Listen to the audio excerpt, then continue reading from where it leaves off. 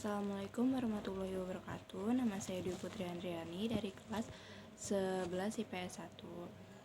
Saya siswi dari SMA Negeri 7 Depok. Di sini saya akan menjelaskan tentang reformasi gereja. Reformasi gereja adalah sebuah upaya perbaikan dan kembali pada ajaran gereja yang lurus. Gerakan reformasi berupa sikap kritis terhadap penyimpangan-penyimpangan yang dilakukan oleh pihak gereja Katolik pada waktu itu. Latar belakang reformasi gereja yang pertama, banyaknya penyimpangan keagamaan, diantaranya yaitu dilakukan penyogokan oleh pemuka agama kepada petinggi gereja agar mereka memperoleh kedudukan sosial keagamaan. Yang kedua, ada korupsi atas nama negara. 3. Pajak-pajak yang memberatkan karena ambisi kekuasaan kaum bangsawan lokal. Yang keempat, kebangkitan nasionalisme di Eropa. Yang kelima, perkembangan kapitalisme dan krisis-krisis ekonomi di kawasan Imperium Roma.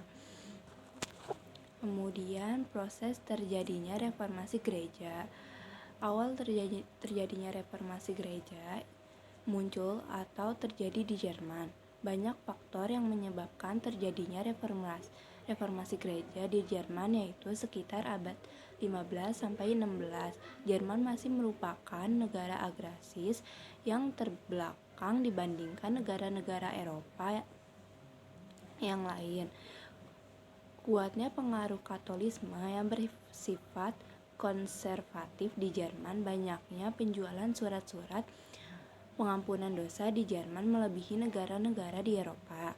Sebagian besar rakyat Jerman yang berprofesi sebagai petani yang merupakan kelompok sosial yang paling menderita akibat kekuasaan Katolisme, salah satunya dengan adanya pajak-pajak yang sangat memberatkan rakyat. Selain itu juga faktor yang paling mendasari terjadinya reformasi di Jerman adanya fase transisi ekonomi di Jerman, di mana pada waktu itu terjadi proses perubahan dari masyarakat feodal menuju masyarakat ekonomi profit atau menuju masyarakat kapitalis. Dari sinilah muncul satu tokoh, yaitu Martin Luther.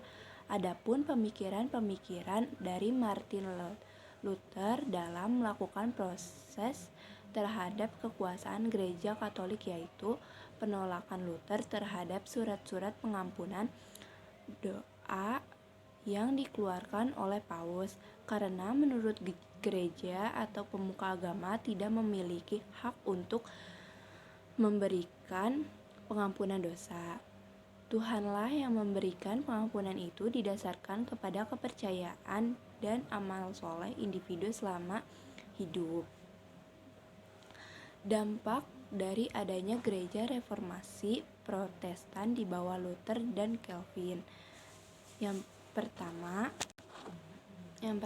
ada dampak sosial dari politik terhadap Eropa dan negara-negara barat pada umumnya.